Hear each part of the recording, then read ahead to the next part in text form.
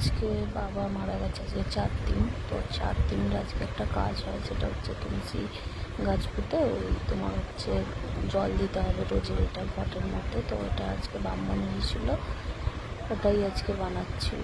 তো এখানে উঠানের মধ্যে ওটা বানিয়ে রাখা হলো। এটা কিষাণু রোজ স্নান করেছে, আগে এখানে জল দেবে, এটাই নিয়ম।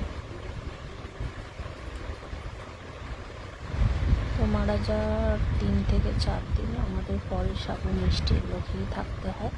আর 4 দিনের পর থেকে আমরা হকিসি করতে পারবো, ব্রাহ্মণ বলেছে। তো রোজ না, যে যে দিনগুলোতে করতে পারা যাবে সেগুলো আমাদের বলে দিয়েছে। তো বাদ বাকি দিনগুলো আমরা সারাদিন এমনি ফল সাবু মিষ্টি এগুলো খেয়ে থাকবো।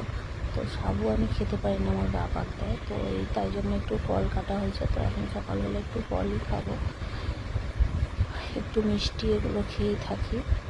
আর যেহেতু এগুলো নিয়ম করতে হয়, করতে তো হবেই, কষ্ট কিছুই হচ্ছে না তেমন। তো আমি রাত্রে একটু ওই খইমুড়ি খাই, যেহেতু আমি ফল সাবু